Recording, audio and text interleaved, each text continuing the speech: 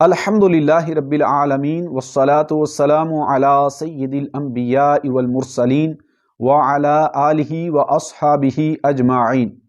سامعین و ناظرین، چند دن پہلے سوشل میڈیا پر ایک تحریر وائرل ہوئی جس میں ایک پروفیسر نے ایک مولوی صاحب سے حضرت سیدنا امیر معاویہ رضی اللہ تعالی عنہ کے بارے میں چند سوالات کیے اور ان سوالات کو بطور اعتراض اس نے قائم کیا۔ اس تحریر کے اندر بہت ساری ایسی باتیں بھی تھیں جو قابل ذکر ہی نہیں ہیں، اور کچھ باتیں ایسی ہیں جن کا جواب دینا میں ضروری سمجھتا ہوں تاکہ سادہ لوگ مسلمان کسی فتنے کا شکار نہ ہوں۔ اس تحریر کے اندر ایک سوال یہ اٹھایا گیا کہ تم لوگ حضرت سیدنا امیر معاویہ رضی اللہ تعالی عنہ کو کاتب وحی کہتے ہو،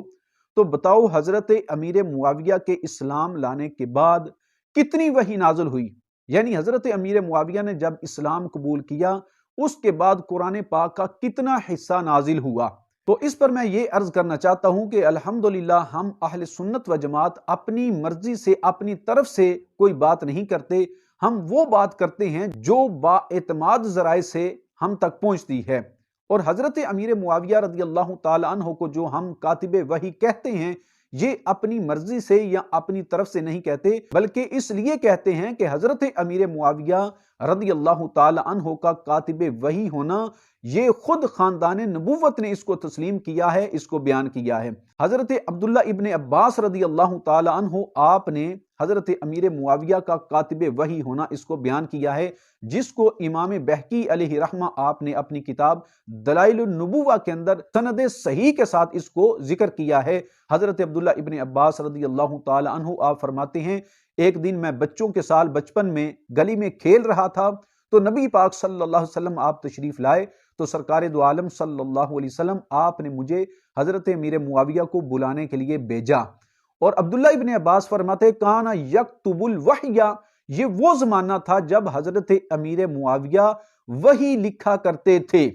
تو خاندان نبوت کے ایک عظیم فرد حضرت عبداللہ ابن عباس نے حضرت امیر معاویہ کو کاتب وحی کہا، اس لیے ہم حضرت امیر معاویہ رضی اللہ تعالی عنہ کو کاتب وحی کہتے ہیں۔ اور باقی رہا یہ سوال کہ حضرت امیر معاویہ کے اسلام لانے کے بعد کتنا قرآن پاک کا حصہ نازل ہوا، اس پر بھی میں آپ کے سامنے چند دلائل عرض کروں گا۔ اس سے پہلے اس بات کو سمجھنا ضروری ہے کہ حضرت امیر معاویہ نے کس زمانے میں اسلام کیا۔ تو اس بارے میں اہل سنت و جماعت کی کتابوں میں دو روایتیں ہیں۔ ایک روایت ہے جس میں حضرت امیر معاویہ خود بیان فرماتے ہیں کہ میں نے صلح حدیبیہ کے دن اسلام قبول کر لیا تھا، صلح حدیبیہ کے دن میرے دل میں اسلام کی محبت آ چکی تھی اور اللہ نے میرے سینے کو اسلام کے نور سے منور کر دیا تھا۔ اور ایک روایت ہے کہ آپ نے فتح مکہ کے دن اسلام قبول کیا۔ صلح حدیبیہ ہوئی 7 ہجری میں اور فتح مکہ ہوا یہ 8 ہجری کے اندر۔ اگر فتح مکہ والے دن کا ہی اعتبار کیا جائے تو حضرت امیر معاویہ 8 ہجری میں اسلام آپ نے قبول کیا، اور نبی پاک سرکار دو عالم صلی اللہ علیہ وسلم آپ کا وصال باکمال وہ 11 ہجری کے اندر ربیع الاول شریف میں ہوا۔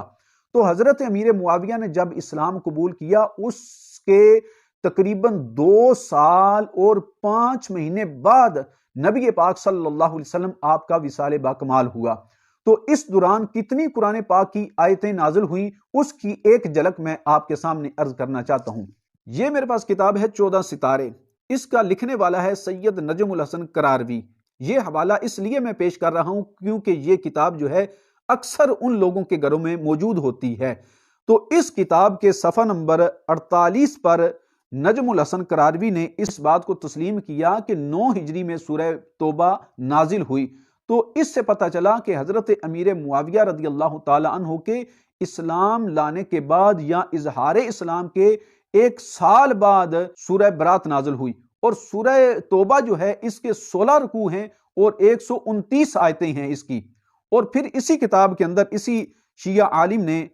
بیان کیا ہے آیت مباہلہ کو، واقعہ مباہلہ کو ذکر کرتے ہوئے اس نے کہا کہ مباہلہ جو ہے وہ 10 ہجری میں ہوا، یعنی آیت مباہلہ جو ہے وہ 10 ہجری میں نازل ہوئی۔ اور اسی طرح آگے پھر حجۃ الوداع کے موقع پر آیت مبارکہ نازل ہوئی، الیوم اکملت لکم دینکم،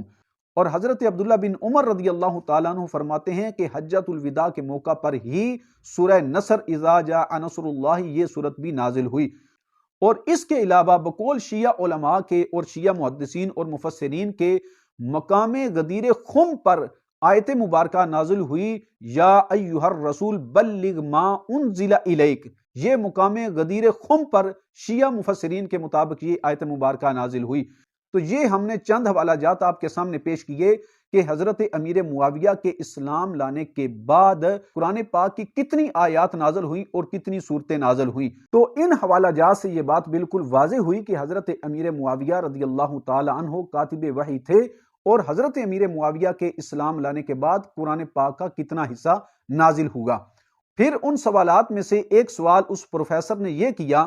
کہ تم اہل سنت و جماعت اپنی کتب ستہ میں سے ایک روایت حضرت سیدنا امیر معاویہ رضی اللہ تعالی عنہ کی شان میں دکھاؤ جو سند کے لحاظ سے ضعیف یا موضوع نہ ہو۔ تو یہ بھی ہم تمہارا مطالبہ پورا کرتے ہیں اور تمہیں کتب ستہ سے حضرت امیر معاویہ رضی اللہ تعالی عنہ کی شان میں سند حسن سے ان کی فضیلت دکھاتے ہیں۔ اگرچہ فضائل کے باب میں حدیث ضعیف سے بھی استدلال کرنا اور اس سے فضیلت بیان کرنا یہ جائز ہے، لیکن تمہارا مطالبہ یہ ہے کہ سند حسن یا سند صحیح سے ثابت کرو، تو اس پر میں سند حسن کے ساتھ حضرت امیر معاویہ رضی اللہ تعالی عنہ کی شان آپ کے سامنے بیان کرنے لگا ہوں۔ یہ میرے پاس کتاب ہے سنن ترمذی، جامع ترمذی شریف۔ اس کے اندر امام ابو عیسیٰ ترمذی رحمۃ اللہ تعالی علیہ آپ نے ایک پورا باب قائم کیا، باب مناقب معاویہ بن ابی سفیان۔ حضرت سیدنا امیر معاویہ رضی اللہ تعالی عنہ کی شان میں پورا باب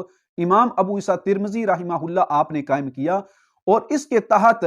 اللہ کے رسول صلی اللہ علیہ وسلم نے جو دعا کی تھی حضرت امیر معاویہ کے لیے اس کو ذکر کیا۔ قال لمعاویہ، کہ اللہ کے رسول صلی اللہ علیہ وسلم نے حضرت امیر معاویہ کے لیے رب کی بارگاہ میں دعا کی، اللہم اجعلہ ہادیہ مہدیہ وحد بہ، اے اللہ میرے امیر معاویہ کو ہادی بنا، اس کو ہدایت یافتہ بنا، اور یا اللہ اس کے ذریعے سے لوگوں کو ہدایت عطا فرما۔ تو امام ابو عیسیٰ ترمذی اس حدیث پاک کو ذکر کرنے کے بعد فرماتے ہیں ھذا حدیث حسن،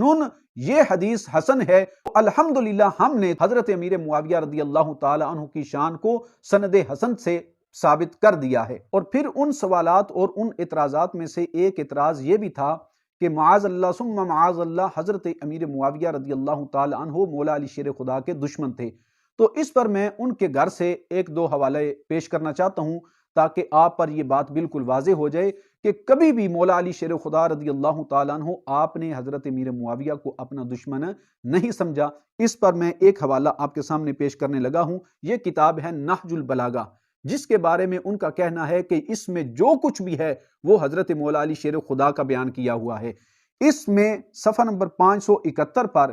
حضرت مولا علی شیر خدا کا ایک فرمان اہل شام بالخصوص حضرت امیر معاویہ کے بارے میں ہے کہ جب حضرت مولا علی شیر خدا رضی اللہ تعالیٰ عنہ آپ نے سنا کہ آپ کے گروہ میں سے کچھ لوگ حضرت امیر معاویہ اور اہل شام کی برائی بیان کر رہے ہیں، ان کو سب و شتم کر رہے ہیں، آپ نے بر وقت ان کو ٹوکا اور فرمایا میں تمہارے اس عمل کو مکروہ سمجھتا ہوں، گالم گلوچ کرنے کے بجائے تم یہ رب کی بارگاہ میں دعا کرو، اے اللہ ہمارے خون بھی محفوظ فرما اور اہل شام کے خون بھی محفوظ فرما، اور اے اللہ ہمارے اور ان کے درمیان صلح کی صورتحال کو پیدا فرما۔ تو یہ مولا علی شیر خدا رضی اللہ تعالی عنہ کا جو فرمان ہے، جب آپ نے ان لوگوں کو ڈانٹا جو لوگ حضرت امیر معاویہ اور اہل شام کی برائی بیان کر رہے تھے، تو مولا علی شیر خدا نے فرمایا کہ یہ نہ کہو بلکہ دعا کرو اللہ ہماری بھی خیر فرمائے، اللہ ان کی بھی خیر فرمائے، اور اللہ ایسی صورتحال کو پیدا فرمائے کہ ہمارے اور ان کے درمیان صلح ہو جائے۔ اس پر دوسرا حوالہ آپ کے سامنے پیش کرنا چاہتا ہوں۔ یہ میرے پاس کتاب ہے مقتل الحسین، اس کو مقتل ابی مخنف بھی کہتے ہیں، اور اس بندے کے بارے میں ان لوگوں کا یہ نظریہ ہے کہ یہ واقعہ میدان کربلا کا عینی شاہد تھا، یہ لوط بن یحییٰ۔ اس نے اپنی اس کتاب کے صفحہ نمبر 7 پر اس بات کو لکھا ہے کہ جب حضرت امیر معاویہ نے امام علی مقام امام حسین کو خط لکھا تھا کہ مجھے خبر پہنچی ہے کہ آپ بیعت توڑنا چاہتے ہیں، تو اس پر حضرت امام علی مقام امام حسین آپ نے ان کو یہ تسلی دیتے ہوئے جوابی خط لکھا اور کہا کہ معاذ اللہ، میں اللہ کی پناہ مانگتا ہوں کہ میں اس عہد کو توڑوں جو میرے بھائی امام حسن نے آپ سے کیا تھا اور آپ سے صلح کی تھی، میں کبھی بھی اس صلح کو نہیں توڑوں گا۔ اور پھر اسی کتاب کے اسی صفحہ کے نیچے لوط بن یحییٰ وہ لکھتا ہے، کہتا ہے کانا یبعث الیہ فی کل سنۃ الف الف دینار سوی الہدایا من کل صنف۔ لوط بن یحییٰ کہتا ہے کہ حضرت امیر معاویہ امام حسین امام علی مقام کی بارگاہ میں ہر سال ملک شام سے 10 لاکھ دینار کا نذرانہ امام علی مقام کی بارگاہ میں پیش کرتے تھے، اور اس کے علاوہ اور کئی طرح کے تحفے بھی امام علی مقام کی بارگاہ میں حضرت امیر معاویہ پیش کرتے تھے، جن کو امام علی مقام خوش دلی سے قبول فرماتے تھے۔ تو اس حوالے کے اندر اس بات کا بالکل واضح ثبوت ہے کہ حضرت امیر معاویہ رضی اللہ تعالی عنہ اہل بیت اطہار کو اپنا دشمن نہیں بلکہ امیر معاویہ تو ان سے محبت کرنے والے تھے۔ اس وجہ سے امیر معاویہ اتنی زیادہ مقدار میں سالانہ حضرت امام علی مقام کی بارگاہ میں نذرانہ پیش کرتے تھے۔ تو اس پر میں آخر میں ایک حوالہ اپنی کتاب سے بھی پیش کرنا چاہتا ہوں، جس کو سن کر آپ پر یہ بات بالکل روز روشن کی طرح واضح ہوگی کہ حضرت امیر معاویہ کے دل میں حضرت مولا علی شیر خدا کی کیا فضیلت اور کیا مقام و مرتبہ تھا۔ یہ میرے پاس کتاب ہے انوار قمریہ، حضرت خواجہ قمر الدین سیالوی رحمۃ اللہ تعالی علیہ آپ کے ملفوظات۔ اس میں ایک روایت ہے جس میں حضرت امیر معاویہ کی بارگاہ میں سوال کیا گیا کہ آپ افضل ہیں یا حضرت مولا علی شیر خدا افضل ہیں؟ تو اس سوال کے جواب میں حضرت امیر معاویہ آپ نے فرمایا خطوۃ من علی خیر من آل ابی سفیان۔ تو حضرت امیر معاویہ نے اس سوال کے جواب میں فرمایا کہ مولا علی شیر خدا رضی اللہ تعالیٰ عنہ کی ذات تو ذات مولا علی شیر خدا کے قدم کا نشان پوری آل ابی سفیان سے افضل اور اعلیٰ ہے۔ تو اس سے آپ اندازہ لگائیں کہ حضرت امیر معاویہ رضی اللہ تعالیٰ عنہ کے دل میں کتنا احترام اور حضرت امیر معاویہ کتنی فضیلت والا حضرت مولا علی شیر خدا رضی اللہ تعالی عنہ کو سمجھتے تھے۔ ان حوالہ جات سے یہ بات بالکل واضح ہوئی کہ حضرت امیر معاویہ بھی اہل بیت کو اور حضرت مولا علی کو اپنا دشمن نہیں سمجھتے تھے، اور نہ ہی اہل بیت اور مولا علی حضرت امیر معاویہ کو اپنا دشمن سمجھتے تھے، بلکہ وہ ایک امر اجتہادی تھا جس کی وجہ سے لڑائی ہوئی۔ اس کے باوجود حضرت امام حسن مجتبیٰ نے حضرت امیر معاویہ سے صلح کی، اور اس صلح کرنے کے بعد حضرت امیر معاویہ کے ہاتھ پر امام حسن اور امام حسین نے بیعت کی، اور تا حیات امام حسن اور امام حسین نے اس بیعت کو نبھایا ہے، اس کو توڑا نہیں ہے، جو اس بات کی واضح دلیل ہے کہ حضرت امام حسن و حسین نے کبھی بھی حضرت امیر معاویہ کو اپنا دشمن نہیں سمجھا۔ دعا ہے کہ اللہ تبارک و تعالی ہمیں ان سب ہستیوں کا ادب و احترام کرنے کی توفیق عطا فرمائے۔